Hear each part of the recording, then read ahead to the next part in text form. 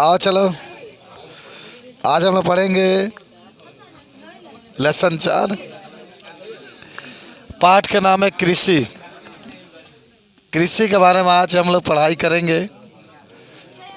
कोई आपसे पूछे कृषि क्या है तो क्या कहेंगे? आओ चलो, कृषि की बात हम लोग करेंगे। खाली आप समझते रहेंगे, सुनते रहेंगे, इसके बारे में कहेंगे कि कृषि एक प्राथमिक क्रिया है बाबू। कृषि क्या है? एक प्राथमिक क्रिया है, माने पहली क्रिया कृषि आपकी होती है। भारत में लगभग 2/3 लोग खेती पर आधारित हैं, आश्रित हैं। 2/3 का मतलब ये हुआ कि अगर 100 लोग हैं, 100 लोग, तो 70 लोग कृषि करते हैं। 70 लोग क्या करते हैं? कृषि करते हैं, खेती करते हैं। 100 लोगों में से 70 लोग जो होते हैं खेती करते हैं। कृषि के अंतर्गत निम्नलिखित 2 प्रकार के क्रियाएं सम्मिलित होती है। एक होता है प्राथमिक क्रिया और एक होता है गौण क्रिया। आपसे कोई पूछे कि जो कृषि होती है, कृषि से संबंधित जो क्रियाएं होती है कितने प्रकार की होती है? तो कृषि से संबंधित क्रियाएं जो होती है 2 प्रकार की होती है। पहला होता है जिसका नाम होता है प्राथमिक क्रिया, प्राथमिक क्रिया। दूसरा जो होता है उसको हम लोग कहते हैं गौण क्रिया। पहला प्राथमिक क्रिया और दूसरा आपका होता है गौण क्रिया। अगर आपसे कोई भी बात किया जाए क्रिया कितने प्रकार के होते हैं, तो आप कहेंगे कृषि से संबंधित जो क्रिया होती है 2 प्रकार की होती है, एक प्राथमिक क्रिया और एक क्या होती है? गौण क्रिया। अब आपसे देखो, कई बार ये प्रश्न आपसे पूछा जाता है कि भारतीय कृषि जो खेती की जाती है इसकी क्या क्या विशेषताएं हैं, इसके बारे में बताइए। ये प्रश्न आपसे बोर्ड में पूछा जाता है कि भारतीय कृषि की विशेषताएं बताइए। भारतीय कृषि की विशेषताएं बताइए। भारतीय कृषि के क्या बताइए? विशेषताएं बताइए। बाबू तीन पढ़ सुन थे सभी। माने भारत में जो खेती की जाती है इसकी क्या क्या विशेषताएं हैं, क्यों भारतीय कृषि पूरे विश्व में प्रसिद्ध है? देखिए बाबू, भारत का कुल प्रतिशत का लगभग 51% भाग पर कृषि कार्य की जाती है। जितना माने भारत में ज़मीन है, वो ज़मीन में लगभग 51% ज़मीन पर क्या की जाती है? खेती की जाती है। समझो मैं बता रहा हूँ आपको, यानी भारत के कुल क्षेत्रफल का जितने इसके पास ज़मीन है, जितने ज़मीन है, कुल क्षेत्रफल का 51% क्षेत्रफल पर क्या की जाती है? कृषि की जाती है। याद करो सब लोग, कितना प्रतिशत पर? 51% पर क्या की जाती है? खेती की जाती है। कहाँ की जाती है? भारत में। दूसरा सुनो, सब कृषि से संबंधित विशेषताएं हैं। दूसरा ही कह सकते हैं ना कि जो भारत होता है, भारत में लगभग 1950-51 में भारत के सकल घरेलू उत्पाद में कृषि का योगदान 52.2 था, जो वर्तमान में घटकर 16.3 हो गया है। देखो 1950 में ना, 51 में भारत का जो सकल जो घरेलू उत्पाद था, सकल घरेलू उत्पाद का योगदान कृषि के क्षेत्र में, अगर कृषि देता था तो लगभग आपके पास देता था 52.2%, लेकिन अब घट करके कितना हो गया मालूम है? 16.3%। देखो, माने भारत में जो आमदनी होती थी पहले खेती से इतना ज़्यादा होती थी, कितना? 52.2%। लेकिन अब धीरे धीरे कृषि से लोगों का मन उतार रहा है, लोग खेती करना अब कम करते चले जा रहे हैं। इसका रीज़न है बाबू, मैं बताया था आपको, लगातार खाद्य पदार्थों का या अच्छे बीज का जो प्राप्त होना चाहिए नहीं मिल रहे हैं, मिल रहे हैं तो बड़ी महंगा मिल रहा है।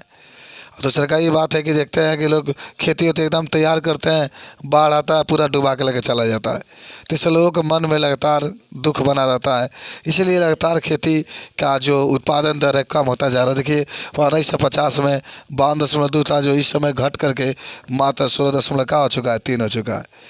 बात समझिए न।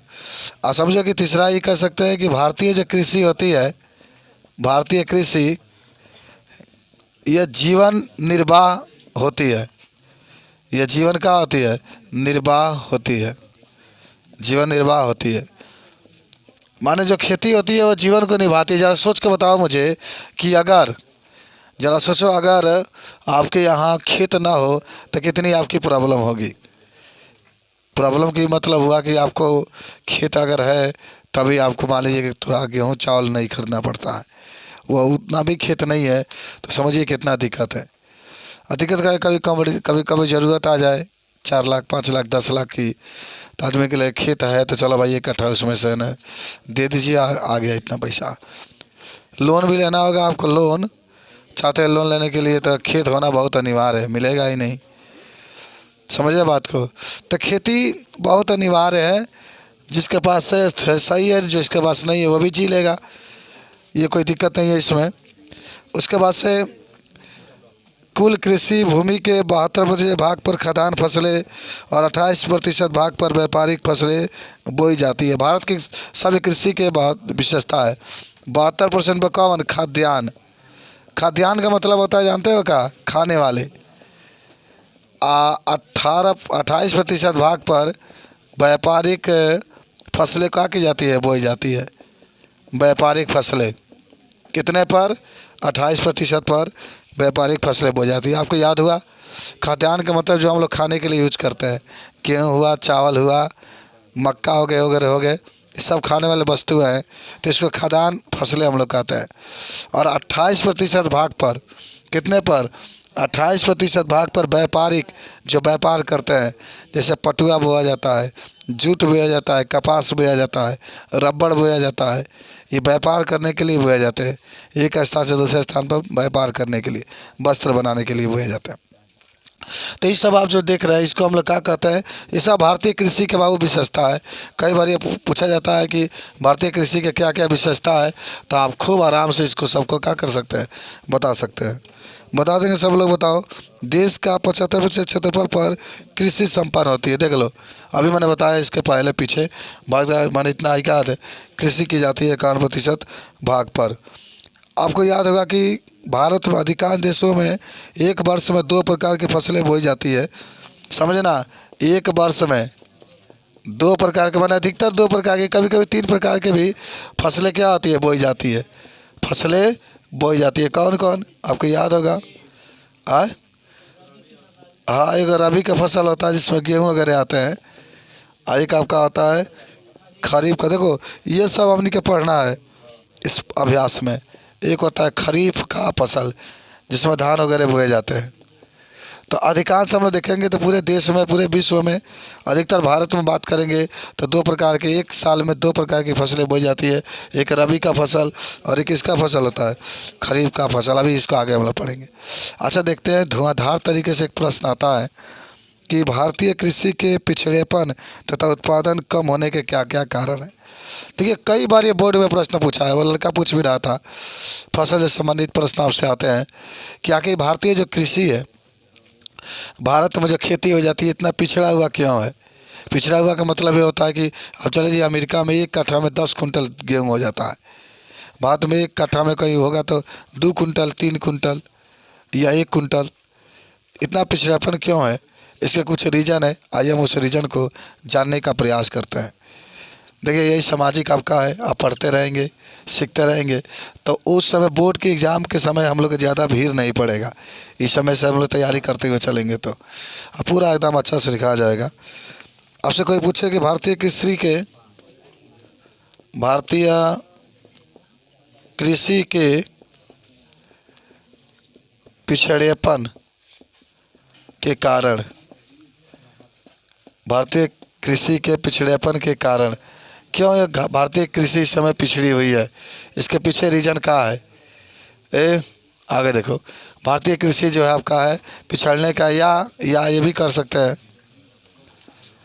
या कम उत्पादन के कारण। कम उत्पादन के कारण, कम उत्पादन के कारण, माने उत्पादन कम क्यों है, इसके भी रीज़न क्या है, इसके भी कारण क्या है, इसके बारे में हम लोग जानने का प्रयास करेंगे। देखो, सबसे प्रमुख जो कारण होता है ना, पहला कृषि के वर्षा पर निर्भरता। पहला ही कारण है कृषि की वर्षा पर, जो वर्षा होता है वर्षा पर निर्भरता। जो भारतीय कृषि है वह वर्षा पर ही आधारित होती है। कृषि जोतों का छोटा आकार, कृषि जोतों का छोटा आकार, छोटा आकार। तीसरा, कृषि के पारंपरिक तरीके, कृषि के पारंपरिक तरीके। चौथा, उन्नत बीजों का अभाव, उन्नत बीजों का अभाव। बाबू होम साइंस वाले खूब ध्यान से सबको देखते रहना है। भूमि पर जनसंख्या भार में वृद्धि, भूमि पर जनसंख्या भार में वृद्धि। 6 नंबर आपका है, भारत में प्राकृतिक आपदाएं, भारत में प्राकृतिक आपदाएं। 7वां, जीविकोपार्जन का साधन, जीविकोपार्जन के साधन।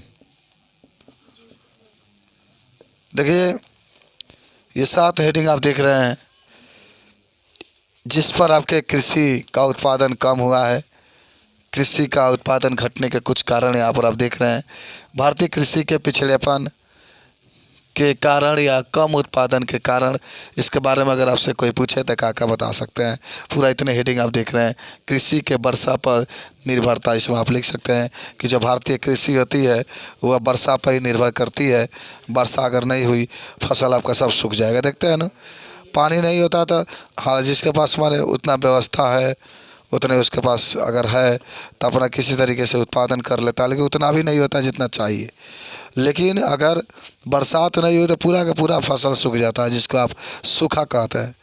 तो पहला तो यही कमी है कि जिसके कारण भारतीय जो कृषि है पिछड़ी हुई है। कारण क्या है कि कृषि के वर्षा पर निर्भरता, कृषि जोतों का छोटा आकार होना। अच्छा, ये भी एक कारण है, कृषि जोतों का आकार का क्या होना, छोटा होना। आप जानते होंगे कि वैज्ञानिक ढंग से कृषि नहीं हो सकती है जिस पर के कारण पैदावार कम हो। अच्छा बताइए कि मान लो छोटा आकार है, ये क्या कर सकते हैं आप? ट्रैक्टर को घुमाने में भी दिखते होगा अगर छोटा आकार है। अधिकतर जो लोगों के पास खेत होता है, कहीं 2 कट्ठा है, कहीं 1 कट्ठा है, कहीं 3 कट्ठा है, कहीं 4 कट्ठा, इससे अधिक होता नहीं है। बहुत जिसके पास होगा तो कहीं 1 बीघा 2 बीघा होगा। तो भारतीय लोग तनी मानी कृषि पर आधारित होते हैं। कृषि के पारंपरिक तरीके, देखो भारत में कृषि के क्षेत्र में मशीन और यंत्रों का अपेक्षा मानवीय श्रम और विशाल स्तर का प्रयोग किया जाता है। पारंपरिक माने होता है ना कि मशीनें नहीं है। मान लीजिएगा कि मशीनें इसलिए नहीं है, आज पानी हुआ और जो खेती को करता है, जो माने बोता है, उसको आप कहते हैं कि चलिए मेरे खेत को बो दीजिए, तो कहता है मेरे पास टाइम नहीं है, पानी 2 दिन बाद सूख जाता है, फिर आपको दोबारा पानी चलाना पड़ता है। वह मशीन होता है, धार धार रोप कर चला जाता है आपका। तो भारतीय जो कृषि है पिछड़ेपन का एक और कारण है कि उन्नत प्रकार के यहाँ मशीन यंत्र वगैरह नहीं है, जिससे कि कृषि पिछड़ा हुआ है। उन्नत बीजों का अभाव, भाई उन्नत बीजों का अभाव का यहाँ जो बीज भंडार है, जो बीज वो करते हैं, हम तो ये देखते हैं कि मोटा मोटा दाना अगर है, सरसों का पतला पतला दाना है तो 5 किलो मुटके में धो के मिला देंगे, उसी में कह देंगे इसी के रेट से बेच देते हैं। और एक पकड़ा गया था आपका कुछ दिन पहले। शक्तिमान अगर यूरिया है तो क्या करेंगे कि शक्तिमान अगर यूरिया है तो शक्तिमान को पूरा खाली अगर हो गया है तो उन्हें कौन किसान अगर यूरिया जिसका माने 30 बार रेट कम, उसी में पलट देंगे, कहेंगे शक्तिमान सीधे कहेंगे लेके जाइए। तो भारतीय कृषि के और यहाँ के लोगों की बातें होती है। तो उन्नत बीजों का भी अभाव होता है। भूमि पर जनसंख्या भार में वृद्धि, लगातार जनसंख्या बढ़ रही है और जनसंख्या बढ़ने का तो एक प्रमुख कारण कृषि के पिछड़ेपन हो सकता है। पहले मान लीजिए कि खेत आपका अच्छा था, 1 बीघा खेत था तो खूब अच्छा उसमें पैदावार होती थी। अब वो 10 उसके बच्चे हुए, 8 बच्चे हुए, 5 बच्चे हुए, 5 भागों में बट गया, जिसके कारण क्या होती है खेत का विभाजन हो गया, कृषि आपको क्या होती है, कम हो जाती है। बाद में प्राकृतिक आपदा, कोई बढ़िया खेत तैयार है, लहलहा रहा है, फूल निकल चुका है, उसमें फसल निकल चुके हैं, पकने की देरी है, तो बाढ़ आया, पूरा डुबा दिया, लेके चला गया। इतना पानी है कि पानी निकलने की जगह ये नहीं है। तो ये भी भारत में प्राकृतिक आपदाएं भी आती है, जिससे कृषि और जो माने जो भी बातें होती है, फसल नुकसान होता है, जीवकोपार्जन के साधन, ये जीवन बिताने के साधन होते हैं। खेती खेती नहीं होता तो क्या दिक्कतें होती, कितना दिक्कतें होती, सब लोग जानते हैं। तो जीविकोपार्जन भी होता है आपका, बात समझे। इसके बारे में क्या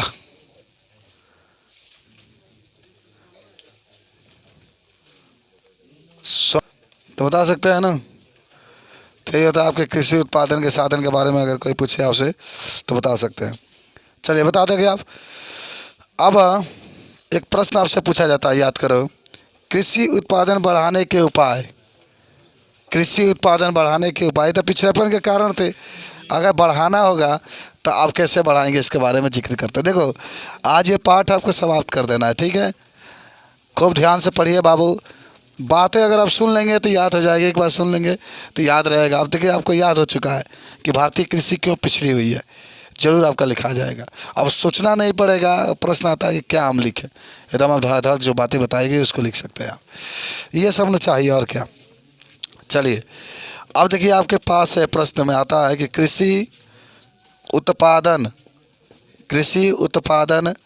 बढ़ाने के उपाय। कृषि उत्पादन बढ़ाने के उपाय, कृषि उत्पादन बढ़ाने के उपाय, यानी ये प्रश्न आपसे ये पूछ रहा है कि कृषि में अगर उत्पादन बढ़ाना होगा तो आप क्या क्या उपाय करेंगे जिससे खेती के उत्पादन क्या होगा, कृषि के उत्पादन बढ़े। तो देखो बढ़ाने के लिए इसके कुछ आपके रीजन होंगे। पहला रीजन होगा, पहला जो बात होगा उसका नाम होगा सिंचाई की सुविधाओं में वृद्धि और विस्तार। खूब याद करेंगे आप, सिंचाई की सुविधाओं, सिंचाई की सुविधाओं में वृद्धि और विस्तार, में वृद्धि एवं विस्तार। सिंचाई माने जानते हैं ना, पटौनी जिसको कहते हैं आप, उसको माने जितना ही अधिक वृद्धि रहेगा सही रहेगा भाई, दिक्कत नहीं होंगी। उन्नत बीजों और उर्वरकों की व्यवस्था, उन्नत बीज, उन्नत माने अच्छे, तथा उर्वरकों की व्यवस्था, उर्वरकों की तना पर सबसे बड़ा भारत का उर्वरक फैक्ट्री गोरखपुर में है, तभी सही से नहीं मिल पाता है। भूमि संरक्षण, भूमि संरक्षण, चौथा आपका दिया गया है ग्रामीण क्षेत्रों में कृषि साख और सूक्ष्म साख सुविधाओं का सृजन करके किसानों को वित्तीय सुविधाएं उपलब्ध कराएं, जिससे कि आसानी से मन, हाँ यही बात है, सरकार द्वारा गरीब किसानों को अनेक सुविधा प्रदान करना, अनेक सुविधा प्रदान करना। पांचवा कृषि शिक्षा का प्रसार, कृषि शिक्षा का प्रसार। 6 नंबर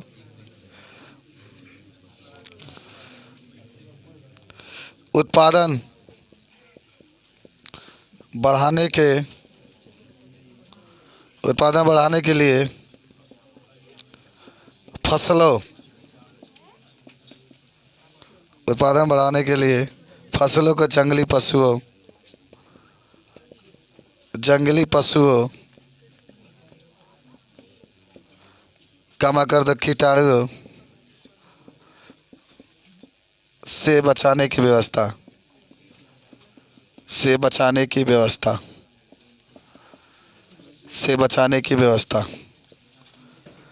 7 नंबर आपका है आधुनिक कृषि यंत्रों का उपयोग, आधुनिक कृषि यंत्रों का उपयोग। 8 नंबर है चकबंदी छोटे छोटे बिखरे खेतों का एकीकरण करना आवश्यक है। चकबंदी का प्रयोग।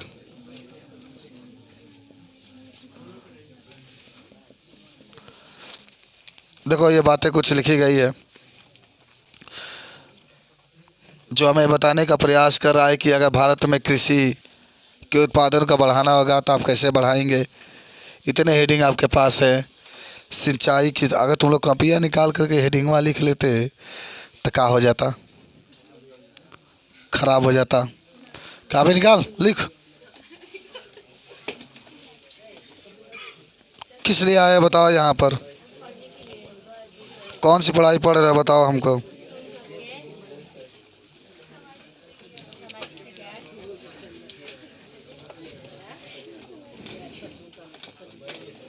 इसको नोट करने से दिमाग खुलता है ना, तुम लोग बैठे हो इसी तरीके से। कृषि उत्पादन बढ़ाने के उपाय अगर आपसे कोई पूछे तो क्या उपाय कर सकते हैं बाबू। पहला आपका सिंचाई के सुविधाओं में वृद्धि और विस्तार। तो सिंचाई की जाती है जो माने खेती की पानी दिया जाता है, उसमें अधिक से अधिक सुविधाएं प्रदान होनी चाहिए।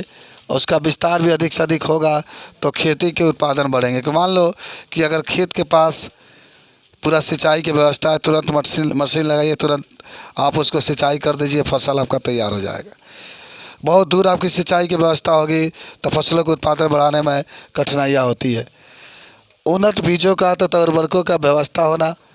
भाई उन्नत बीज का मतलब होता है कि ऐसे बीज का उत्पादन होना चाहिए ना जो हानिकारक सूक्ष्म जीव। अभी आप जाएंगे तो आपको एक बारे में मिलेगा बीटी फसल, बैसिलस थ्यूरिएंसिस पूरा नाम होता है बीटी। बीटी बायोलॉजी जब तुम लोग पढ़ोगे तो मिलेगा उसमें। वो बीटी फसल में दिखाया गया है ना कि अब ऐसे फसल तैयार कर लिए गए हैं कि उसके ऊपर सूक्ष्म जीवाणु या विषाणु जब अटैक करते हैं तो वह उसके अंदर से एक प्रोटीन निकलता है उस फसल के अंदर से, जिसका हम लोग क्राई प्रोटीन कहते हैं। और ये क्राई प्रोटीन जो होता है उसको नष्ट कर देता है। बात समझे। भूमि संरक्षण। भूमि संरक्षण का मतलब होता है जो बेकार में भूमियाँ पड़ी हुई है, जो बेकार की भूमि इधर उधर है, उसको माने सुरक्षित करना चाहिए, उससे अच्छे बीज का पैदावार होना चाहिए। सरकार द्वारा गरीब किसानों को अनेक सुविधाएं प्रदान करना। अच्छा मान लो कि आप देखते होंगे कि बहुत गरीब किसान है, उसके पास पैसा नहीं है, तो सरकार को चाहिए कि उसको दे दे पैसा, अपना वो खेती कर ले। खेती का पैदावार जब हो जाएगा तो फिर उसके पैसा को वापस कर दे, बिना सूद का, बिना सूद को उसको देना चाहिए। मान लो गरीब किसान है ना, कहाँ से सूद देगा। तो उसका परम कर्तव्य है, जैसे हम लोग सब लोग गरीब हैं, कि उसको कोई ना कोई व्यवस्था रखना चाहिए कि जितने लोग कृषि करते हैं, जो गरीब लोग उसको कुछ दिया जाए खेती करने के लिए। खेती कर लेगा फिर वो वापस कर देगा। तो इसी को हम लोग कहते हैं सरकार द्वारा गरीब किसानों को सुविधा देना। कृषि शिक्षा का प्रसार। कृषि शिक्षा के प्रसार का मतलब होता है कि खेती बनाने का बैठा है अभिषेक, क्यों बैठा है।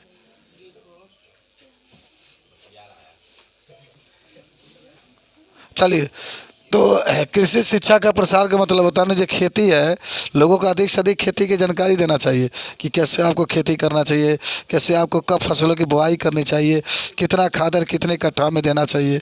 इसकी भी व्यवस्था सरकार को या जो स्कूल है जो विद्यालय उसको करनी चाहिए। ये तो आज तक आपको कोई बताया ही नहीं है कि एक कट्ठा में कितना यूरिया छींटना चाहिए। जितने टीचर आप लोग पढ़ाते हैं समझते हैं, जानते भी, दुकानदार बता देते हैं ना जो खेती वेती करते हैं। तो उत्पादन बढ़ाने के लिए फसलों को जंगली पशुओं कीटाणुओं से बचाने की व्यवस्था करनी चाहिए। माने ये कि फसल अब तैयार हो गया, आया पूरा लील गाय पूरा चढ़ के चलिए गई हैं, खाली दानवा एथिया बचल बा पेड़वा ऊपर के बलिया सब खा गई। तो इसका भी व्यवस्था करना चाहिए।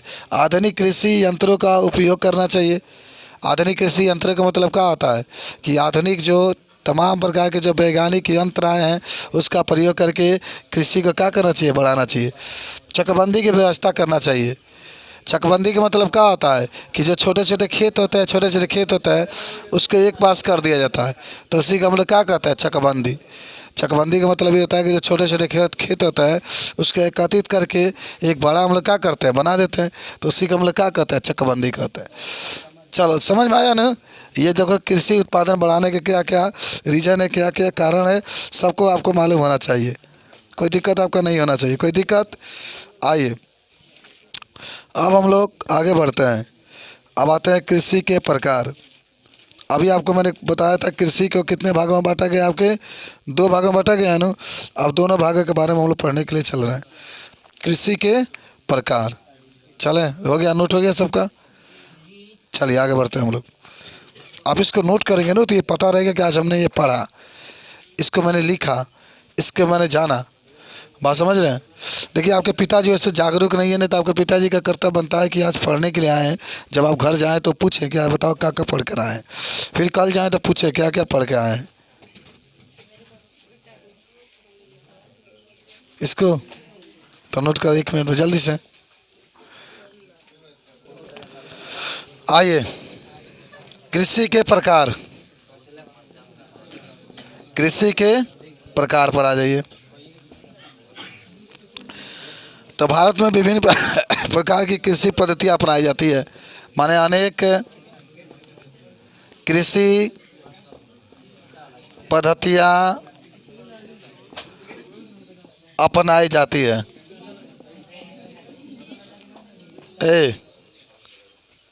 आपके लिए हम पढ़ा रहे हैं बाबू, ये बात ध्यान रखना है,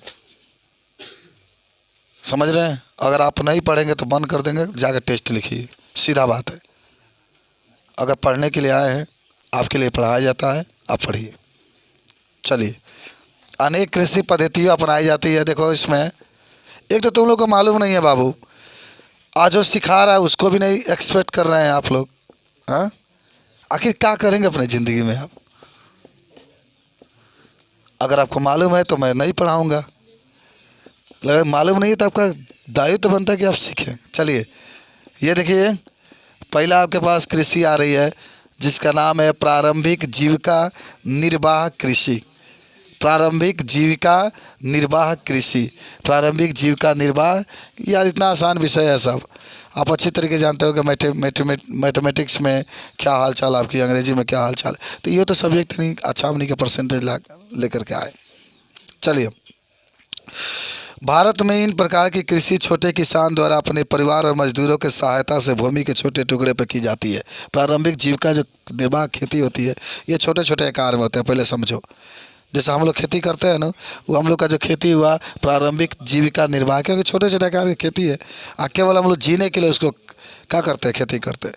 10 कुंटल 20 कुंटल बेचना होगा तो नहीं बेच पाएंगे हम लोग, कहीं 2-3 साल इकट्ठा करेंगे तो 1 साल बेचेंगे। बात समझ रहे हैं। तो हम लोग जीवन निर्वाह कृषि करते हैं। और इस प्रकार की कृषि प्राय, सुन लो ध्यान से, इस प्रकार की कृषि प्राय मानसून, मृदा की प्राकृतिक उर्वरता और फसल उगाने के लिए पर्यावरणीय परिस्थितियों की उपयुक्तता पर निर्भर करती है। इसलिए इस प्रकार की कृषि को कर्तन दहन प्रणाली कृषि कहते हैं। देखो अभी आपको मैं बताऊंगा कर्तन दहन प्रणाली कृषि। इस कृषि के अंतर्गत आदिवासी या किसान जंगल के भूमि पर का एक टुकड़ा जलाकर कृषि के लिए साफ कर देते हैं और इसके पश्चात इस भाग को कुछ वर्षों के लिए खाली छोड़ देते हैं, जिसमें प्रकृति मिट्टी की उपजाऊ होती है। इसी को एक और खेती कहा जाता है, हाँ झूम खेती करते हैं, कहते हैं इसको हम लोग चलता फिरता खेती भी करते हैं। जो पहले सुनो, एक बात हम बताते हैं। ये छोटे जो किसान होते हैं ना, छोटे किसान, ठीक है, आज जो छोटे छोटे खेत के टुकड़े होते हैं, छोटे छोटे जो खेत के टुकड़े होते हैं, उस पर ही खेती करते हैं बाबू। उस पर ही क्या करते हैं, खेती करते हैं। प्रारंभिक जो खेती होती है, छोटे छोटे किसान जो होते हैं छोटे छोटे खेत के टुकड़े पर ये खेती करते हैं। ये बस इनकी खेती से क्या होती है, अपने जीवन को चला सकते हैं, निर्वाह कर सकते हैं। अच्छा, एक आपका आ रहा है ना कर्तन दहन प्रणाली कृषि, इसके नाम पहले बार सुन रहे होंगे आप, कर्तन दहन प्रणाली कृषि। अच्छा, इसमें क्या होता है मालूम है ना, जब खेती मानसून के आधार पर, मानसून माने जानते हो ना, पानी वानी कैसे होता है, मानसून के आधार पर, और बोलो, तथा जब खेती मानसून के आधार पर तथा और किसके आधार पर, मृदा माने मिट्टी के आधार पर की जाती है, तो उसी को हम लोग क्या कहते हैं, की जाती है। तो दहन कर्तन दहन प्रणाली कृषि कहते हैं। कर्तन दहन प्रणाली कृषि कहते हैं। एक होता है झूम कृषि या झूम कृषि, या इसी को हम लोग कहते हैं ना चलता फिरता कृषि। चलता फिरता कृषि। अब इसमें होता क्या, आदिवासी आदिवासी जो इसको कहीं रहने का जगह नहीं होता। ये मान लो जंगल है, जंगल के कुछ हिस्से को वो साफ कर देते हैं। ये मान लो जंगल है, पूरा पौधे लगे हैं, जंगल के कुछ हिस्से को क्या करते हैं, साफ कर देते हैं और कुछ समय के लिए इसको खुला छोड़ देते हैं और फिर उसके बाद से उस पर खेती करते हैं। उसके ऊपर क्या करते हैं, खेती करते हैं। जंगल है, मान लो बहुत बड़ा जंगल है, जंगल है कुछ हिस्से को साफ़ कर देंगे, साफ़ करके छोड़ देंगे। कुछ समय के बाद उसमें वो खेती करेंगे। जब तक खेती होगा तो खेती करेंगे, जब उसमें फसल का उत्पादन नहीं होगा तो उस जगह को वो छोड़ देंगे, फिर दूसरे जंगल में जाएंगे, फिर दूसरा जगह ढूंढेंगे, फिर वही प्रक्रिया अपनाएंगे, उसको साफ़ करेंगे, कुछ समय तक वहाँ पर खेती करेंगे। वहाँ भी जब फसल का उत्पादन नहीं होगा तो उस स्थान को भी वो छोड़ देंगे और तब दूसरे तीसरे जंगल पर जाएंगे। ये प्रक्रिया अपनाते रहते हैं। इसी को हम लोग कहते हैं झूम कृषि या चलता फिरता कृषि कहा जाता है। बोला याद होगा क्या आपको? देखा लिखा है कि कर्तन दान प्रणाली कृषि में मेक्सिको और मध्य अमेरिका में मिल्स, वेनेजुएला में कोनोको, ब्राज़ील में रोका, मध्य अफ्रीका में मसेलो, इंडोनेशिया में लदांग और वियतनाम में रे के नाम से जाना जाता है। ये सब आपको याद होना चाहिए। थोड़ा सा मैं आपको बता दूं कि अगर जो ये कृषि की बात हो रही थी, कौन कृषि के बारे में? कर्तन प्रणाली कृषि के बारे में। यही जो कर्तन प्रणाली जो कृषि है बाबू, मानसून पर निर्भर करती है। जो लोग जंगल उंगल काट उठ के बनाते हैं सब, तो किस देश में इसका क्या नाम है, किस देश में इसका क्या नाम है कर्तन प्रणाली कृषि को? अगर आप मेक्सिको में चले जाएं, किस में चले जाएं, मेक्सिको में गए हैं मेक्सिको, तो उसको हम लोग कहते हैं वेनेजुएला। अरे जाएंगे जाएंगे, देखो बाबू पढ़ाई करने के लिए जाएंगे मज़ा आएगा, और कमाने के लिए जाएंगे तब तो कोई मज़ा ही नहीं आएगा। मध्य अमेरिका में चले जाइए तो इसको भी वेनेजुएला ही कहा जाता है, वेनेजुएला ही कहा जाता है इसको भी।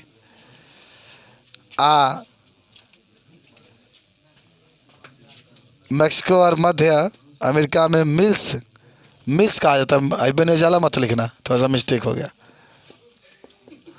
काटो पेन से, पोंटा से मिटा लो। अच्छा, वेनेजुएला के नाम सुने हैं? वेनेजुएला एक ऐसा देश है, समझ रहे हो ना, जहाँ एक बोरा नोट लेके जाओगे तो ये तुम लोग को गुपचुप मिलेगा, गुपचुप। इतना वहाँ के पैसा ज़्यादा लगता है कि मत पूछो। एक बोरा पैसा लेके जाओगे तब मोटरसाइकिल मिलेगा। इसको हम लोग कोनुको कहते हैं, कोनुको। ब्राज़ील का नाम सुने हैं? ब्राज़ील एक विकासशील देश है, याद रखना। बहुत अधिक यहाँ पर सांप पाया जाता है, रोका। जब वहाँ पर जाओगे तो इसको रोका कहा जाता है। किसको? बाधा कहा जाता है यहाँ पर। मध्य अफ्रीका में जाओगे मसोले। मध्य अफ्रीका में जाओगे ना, अफ्रीका में बड़ी एड्स के रोगी मिलते हैं। जब जाओगे तो पहले ही इंजेक्शन लग जाता है, जब जाओगे तो पहले ही इंजेक्शन लग जाता है आपका। इंडोनेशिया में जाओ, बहुत ज़्यादा यहाँ पर काजू मिलता है। हाँ, साउथ अफ्रीका में बहुत ज़्यादा एड्स के रोगी मिलते हैं। लेकिन ये बाकी सबसे सस्ता सोना वहीं पर मिलता है, बहुत माने सस्ता होता है। लदांग कहा जाता है। वियतनाम भी एक देश का नाम है। वियतनाम में जाओगे ना तो इसको रे कहा जाता है, रे, इसको रे कहा जाता है, रे।